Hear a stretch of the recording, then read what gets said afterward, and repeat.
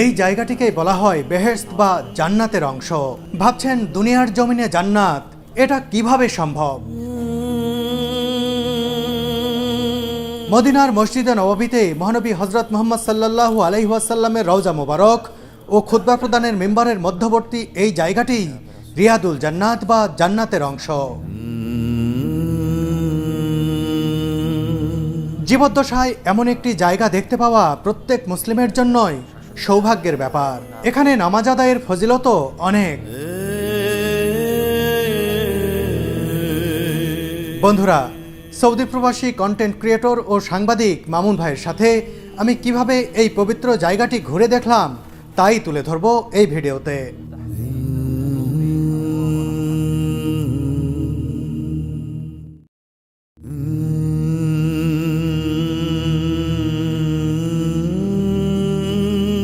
মসজিদে নববী চাঁদের আলোয় এমনই উদ্ভাসিত আজ।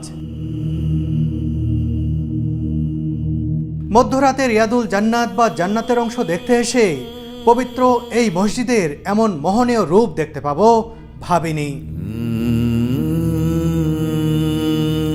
আগেই বলেছি মদিনা প্রবাসী মামুন ভাই আজ আমাকে নিয়ে যাবেন রিয়াদুল জান্নাতে। কিন্তু তার আগে সংক্ষেপে জানিয়ে দিতে চাই পবিত্র এই জায়গাটি পরিদর্শনের নিয়ম কানুন। আপনি ইচ্ছে করলেন আর জায়গাটি ঘুরে আসলেন, বিষয়টি এমন নয়। সেখানে যাওয়ার আগে থেকেই রেজিস্ট্রেশন করে অনুমতি ও সময় নিয়ে রাখতে হবে। নুসুক নামের এই অ্যাপে রেজিস্ট্রেশনের পরেই জানতে পারবেন কোন সময়টি আপনার জিয়ারত তথা পরিদর্শনের জন্য নির্ধারিত হয়েছে। সেই মোতাবেক আপনাকে হাজির থাকতে হবে। অন্তত 7 দিন আগে থেকে রেজিস্ট্রেশন না করলে পারমিশন পাওয়া কঠিন হয়ে যায়। যদিও আমি 7 দিন আগে থেকে নুসুক অ্যাপে রেজিস্ট্রেশনের চেষ্টা করেও না পেয়ে হতাশ হয়েছিলাম। পরে মদিনায় অবস্থানরত মামুন ভাই, সামির ভাই, জুয়েল ভাই মিলে বাংলাদেশি অন্য ভাইদের মাধ্যমে পারমিশন ম্যানেজ করে দিলেন। তাদের সবার প্রতি অশেষ কৃতজ্ঞতা জানাই আমি। বলে রাখি, আমার সহধর্মিনী সুরভির জিয়ারার সময় দেওয়া হয়েছিল রাত 10টায়, আর আমাকে আর মামুন ভাইকে সময় দেওয়া হয়েছে রাত 2টায়।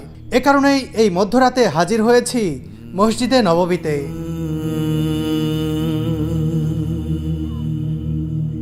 মসজিদে নববী থেকে আজ এমন একটি সুগন্ধির কথা বলছি যা আপনাকে পবিত্র কাবা শরীফের কথা মনে করিয়ে দিতে পারে। কাবা শরীফে প্রবেশ করার সাথে সাথে যে মনোমুগ্ধকর সৌরভ পাওয়া যায় তা থেকে অনুপ্রাণিত হয়েই তৈরি করা হয়েছে কিসওয়াতুল কাবা নামের এই সুগন্ধি। কাবা শরীফে ব্যবহৃত সেই সুগন্ধির সাথে তুরস্কে তৈরি এই সুগন্ধির মিল পাবেন শতভাগ। এটি সম্পূর্ণ হালাল ও অ্যালকোহল মুক্ত। অরিজিনাল কিসওয়াতুল কাবা কিনতে যোগাযোগ করুন ওয়াজির সাথে। এটি আপনার ঘর, অফিস রুম কিংবা মসজিদে এনে দিতে পারে দীর্ঘস্থায়ী মোহনীয় পরিবেশ। আজ মদিনায় অনেক শীত, ঠান্ডা লেগে আমার গলার স্বরও বসে গেছে। তাতে কি রিয়াদুল জান্নাত দেখতে পাবো, এটা ভাবতেই ভালো লাগছে। আমার পিছনে রয়েছে রওজা মোবারক, দুনিয়ার শ্রেষ্ঠ মানব যেখানে শাহিত রয়েছেন। আমরা সেই জায়গায় আজকে 2 রাকাত সালাত আদায় করব, যেটাকে দুনিয়ার জান্নাত বলা হয়, রিয়াজুল জান্নাহ বা জান্নাতের টুকরো। আমরা সেই জায়গায় সালাত আদায় করব, সাথে সাথে আমরা রওজা শরীফ সালাম দেব। আমাদের রওজা শরীফ সালাম দিতে কোনো ধরনের পারমিট লাগবে না। সেটা হলো 1 নম্বর গেট দিয়ে, আমাদের এইখানেই এই পাশে গেটটা রয়েছে, এখান দিয়ে প্রবেশ করব এবং এই 1 নম্বর গেট দিয়ে সোজা সালাম দিয়ে আমরা 41 নম্বর গেট দিয়ে বের হয়ে যাব। সালামের শুরুতে আমরা প্রবেশে মসজিদে উদখুলের যে দোয়াটি রয়েছে এই দোয়াটি পড়ব। এরপরে দুরুদ পড়তে পড়তে আমরা রওজা শরীফের কাছাকাছি যাব। মামুন ভাইয়ের সাথে নবীজি সাল্লাল্লাহু আলাইহি ওয়াসাল্লামের রওজা মোবারক জিয়ারতের জন্য এগিয়ে যাচ্ছি। রওজা মোবারকে সালাম দিয়ে বেরিয়ে আসার পরই রিয়াদুল জান্নাতে প্রবেশের লাইনে দাঁড়াতে হবে।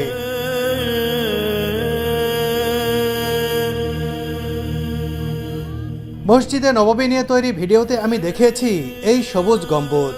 এই গম্বুজের ঠিক নিচেই মহানবী সাল্লাল্লাহু আলাইহি ওয়াসাল্লামের রওজা মোবারক। এর আগে এভাবে দূরে দাঁড়িয়ে দেখেছি, আজ যাব একেবারে কাছে।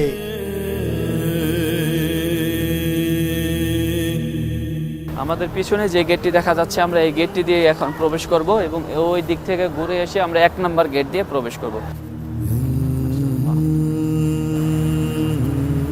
আর দুনিয়ার শ্রেষ্ঠ জায়গা, শান্তির জায়গা মদিনা শহর, যেখানে সবাই এসে যেই সবুজ গম্বুজ আমরা সবসময় টিভিতে এবং মোবাইলের স্ক্রিনে দেখে থাকি তা সরাসরি আমরা দেখতে পাচ্ছি। এখন নিজ চোখে দেখছি আমরা। মাশাআল্লাহ তাবারাকাল্লাহ। এবং ভিতরে গেলে মনে হবে যে আমরা হয়তোবা জান্নাতের কোনো দরজা দিয়ে প্রবেশ করছি। এত সুন্দর, এত ভালো লাগবে।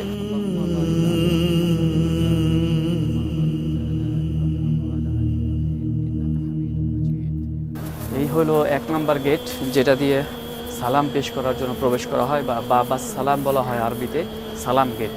এখান দিয়েই সালাম দেওয়ার জন্য সবাই প্রবেশ করে এবং এটাই মসজিদের প্রথম গেট, 1 নম্বর গেট। আর এই মসজিদটাই হলো পুরাতন সেই আগের মসজিদটা, মহানবী সাল্লাল্লাহু আলাইহি ওয়াসাল্লাম জি সেই সময় সেই সময়কার মসজিদ, মানে বাউন্ডারিটা সেই পুরাতন সময়ে, পরবর্তীতে এটা পুনর্নির্মাণ করা হয়েছে, মিশরীরা করেছে এবং তুর্কি শাসন আমলে হয়েছে, এরকমভাবে ধাপে ধাপে পুনর্নির্মাণ হয়েছে। এটি শুধু পুরনো মসজিদ কিংবা রওজা মোবারকের দরজা নয়, একেবারেই জান্নাতের দরজা। এই দরজা অতিক্রম করতেই মনটা অন্যরকম এক শীতলতায় আচ্ছন্ন হলো। এটাকে বলা হয় জিদারে কেবলা বা কেবলা দেওয়াল। এটার যে কারুকাজ, এটা করোনার পরে সুন্দর করে সব হাতে লেখা হয়েছে। এই কারুকাজগুলো সম্পূর্ণ হাতে লেখা এবং এটার নাম হলো জিদারে কিবলা বা কিবলা দেওয়াল।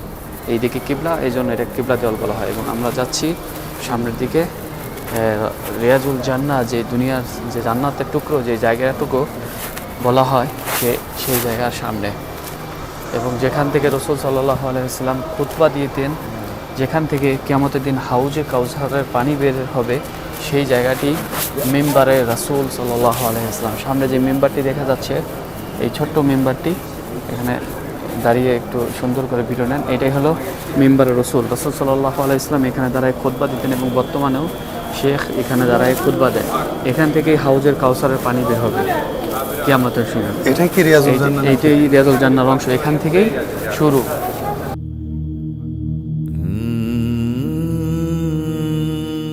এখান থেকেই ওই পাশের রাসূল সাল্লাল্লাহু আলাইহি ওয়াসাল্লাম রওজা মুবারকের আগের জায়গাটা রিয়াজুল জান্নাহ বলা হয়। এই পাঁচটা না? যে এখান থেকেই ওই রাসূল সাল্লাল্লাহু আলাইহি ওয়াসাল্লাম রওজা মুবারক। রাসূল সাল্লাল্লাহু আলাইহি ওয়াসাল্লাম বলেছেন, আমার ঘর থেকে মিম্বারের যে মধ্যবর্তী জায়গাটা, সেটাই হলো রিয়াজুল জান্নাহ। আর সেটাই শুরু এখান থেকেই, এই মিম্বার, এখান থেকে রাসূল সাল্লাল্লাহু আলাইহি ওয়াসাল্লাম রওজা মুবারক সামনে, ওই পর্যন্ত মাঝখানে জায়গাটা হলো রিয়াজুল জান্নাহ। আর এই পাশে মেহরাবে রাসূল, তিনি যেখানে দাঁড়ায় নামাজ পড়াইতেন, সেটা হলো মেহরাবে রাসূল। আর আমরা এখন পেছন থেকে দেখছি, এটা তো পরে সামনে থেকে দেখব। সামনে থেকে এটাই হলো জান্নাতুল রিয়াজুল জান্নাহ, দুনিয়াতে যে জান্নাত টুকরো, এই জায়গাটাই জান্নাতের বাগান বলা হয়। আমরা পরবর্তীতে এখানে প্রবেশ করবো। এখন সালাম দেওয়ার জন্য আমরা যাচ্ছি। তো দেখতেই পাচ্ছেন বিশাল বড় লাইন। আমরা দুরূদ শরীফ পড়তে থাকবো। আল্লাহুম্মা সাল্লি আলা মুহাম্মাদ ওয়া আলা আলি মুহাম্মাদ কামা সাল্লাইতা আলা ইব্রাহিম ওয়া আলা আলি ইব্রাহিম ইন্নাকা হামিদুম মাজিদ।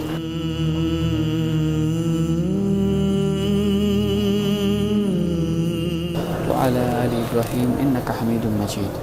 আমরা এইভাবে দুরূদ পড়তে পড়তেই সামনে যাব এবং সামনেই দেখা যাচ্ছে দুনিয়ার শ্রেষ্ঠ মানব, পৃথিবীর শ্রেষ্ঠ মানব, প্যারা নবী মুহাম্মদুর রাসূলুল্লাহ সাল্লাল্লাহু আলাইহি ওয়াসাল্লামের রওজা মুবারক। এই দেয়াল থেকে এই পাশে যে জায়গাটুকু, এটুকু হলো রিয়াজুল জান্নাহ। আস্তে আস্তে আমরা এগিয়ে যাচ্ছি রাসূলুল্লাহ সাল্লাল্লাহু আলাইহি ওয়াসাল্লামের রওজা মোবারকের দিকে। এখনকার এই অনুভূতি প্রকাশের ভাষা সত্যিই আমার জানা নেই।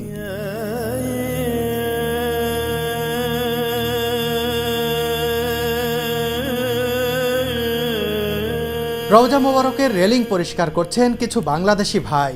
আপাত দৃষ্টিতে এটি চাকরি বা কাজ, কিন্তু ধর্মীয় দিক বিবেচনায় কাজের পাশাপাশি এটি বিরাট সওয়াবের ও সৌভাগ্যের বিষয়। নবীজির রওজা মোবারকের খেদমত করার সুযোগ কজন আর হয়?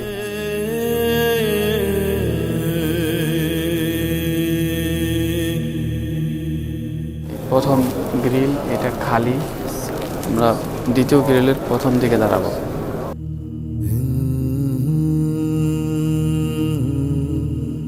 এবার নবী করিম সাল্লাল্লাহু আলাইহি ওয়াসাল্লামের রওজা মোবারকের একেবারে সন্নিকটে চলে এলাম আমরা।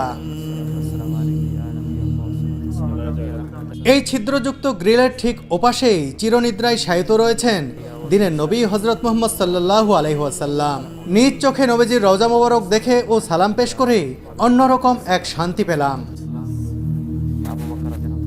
মহানবী সাল্লাল্লাহু আলাইহি ওয়াসাল্লামের ঠিক পাশেই রয়েছে হযরত আবু বকর রাদিয়াল্লাহু তাআলা আনহুর কবর। তারপরেই শায়িত রয়েছেন হযরত ওমর ফারুক রাদিয়াল্লাহু তাআলা আনহু। এটা রাসূল সাল্লাল্লাহু আলাইহি ওয়াসাল্লামের এক স্ত্রীর ঘর ছিল। তিনি বলছিলেন যে আমি এখান থেকে সবসময় তার কবর দেখব। জাইনাব নামে এক স্ত্রী ছিল, সে বলছিল যে আমি এখান থেকে সবসময় দেখব, কিন্তু পরবর্তীতে এখানে এই রাস্তা করার জন্য ঘরটা ভাঙার একটা আসে, তখন তিনি এখান থেকে যাইতে চাইছিল না এবং বলা হয়েছিল যে আমাকে যদি এরকম জানালার ব্যবস্থা করে দেওয়া হয় যে আমি ওখান থেকে রাসূল সাল্লাল্লাহু আলাইহি ওয়াসাল্লামের রওজা মুবারক দেখতে পারবো, তাহলে আমি এখানে এই জায়গাটা ছাড়ব আর কি। তার ঘরটা ছিল এখানে। আচ্ছা, তখন তার ভাইয়ের ঘর পাশে ছিল, তখন এই জানলাটা খুলে দেওয়া হয় সারা জীবনের জন্য।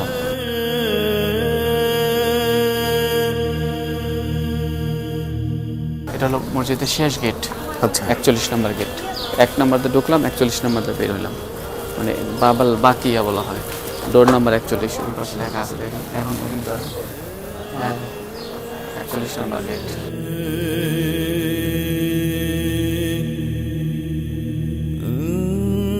রওজা মুবারক থেকে বেরিয়ে এসেই দেখলাম অনেক মানুষ একসাথে রিয়াদুল জান্নাতে প্রবেশ করছেন। কয়েকটি ধাপ পেরিয়েই এভাবে প্রবেশের সুযোগ মেলে। আমরাও এখন ধাপগুলো অনুসরণ করব। এই গেট দিয়েই সালাম পেশ করে বের হতে হয় এবং অনেকে এখানে 2 রাকাত নামাজ পড়ে। আসলে এখানে নামাজ পড়তে দেওয়া হয় না, জ্যাম হয়ে যায়, এই জন্য এখানে পড়তে দেয় না। অনেকে কিন্তু পড়তেছে। আমরা এখন যেই জায়গাটিতে দাঁড়িয়ে রয়েছি, এইখান থেকেই গ্রুপের মাধ্যমে বা সিঙ্গেলভাবে যারা রওদায় রিয়াজুল জান্নায় নামাজ পড়তে যাবেন তাদেরকে এখান থেকে চেক করে করে প্রবেশ করাচ্ছে। এবং এরপরে আরেকটি জায়গা রয়েছে, সেখানে চেক করার পরেই ওয়েটিং রুম রয়েছে, ওয়েটিং একটা জায়গা রয়েছে, সেখানে সবাইকে একত্র করে তারপরে 30 মিনিট করে এক একজন সময় পায়। একসাথে প্রায় 300 থেকে 400 লোক প্রবেশ করে রিয়াজুল জান্নায়। সেখানে নামাজ পড়া শেষ হওয়ার পরে তাদেরকে বের করে দিয়ে পরবর্তী যারা ওয়েটিংয়ে থাকে তাদেরকে প্রবেশ করায়। এইভাবেই সিস্টেম মতো এই হাজিগুলো গ্রুপিং যারা আসে তাদের গ্রুপ লিডার প্রত্যেকের জনের পারমিট নিয়ে এখানে চেক করায়, এরপরে একসাথে সবাইকে প্রবেশ করায়। এবং যারা সিঙ্গেল আসে তাদেরকে পারমিট আলাদাভাবে নিতে হয়।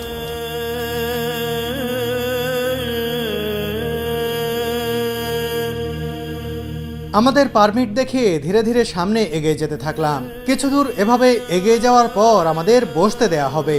আমাদের এখন সব চেকিং শেষ, এখন আমরা গিয়ে ওয়েটিং রুমে বসবো। এরপরে আমরা দেখে নেবে আমাদের যারা ভিতরে আছে, তারা বের হলে এই পাশটা আগে নিবে, এরপরে এরা আবার যখন বের হবে তখন আমাদের নিবে।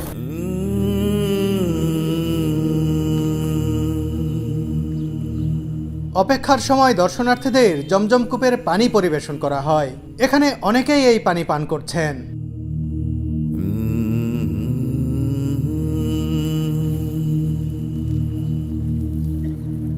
প্রায় আধা ঘন্টা অপেক্ষার পর আমাদের সময় এলো রিয়াদুল জান্নাতের ভেতরে প্রবেশের।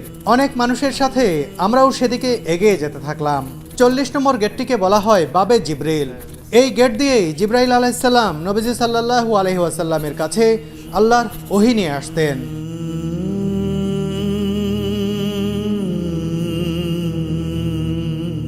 আমরা রিয়াদুল জান্নাতে প্রবেশ করব 39 নম্বর গেট তথা বাবে নিসা দিয়ে।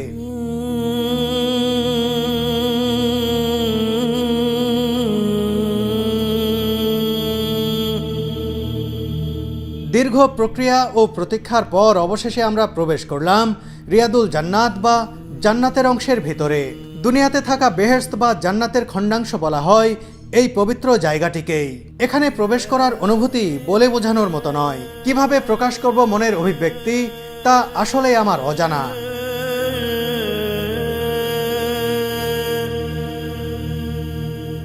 রিয়াদুল জান্নাতে প্রবেশ করেই 2 রাকাত নামাজ আদায় করলাম আমরা। এরপর দু চোখ ভরে দেখতে থাকলাম জান্নাতের খণ্ড। সত্যি সত্যি আমি এখন জান্নাতে অবস্থান করছি, আর এখানকার পরিবেশও একেবারেই জান্নাতি।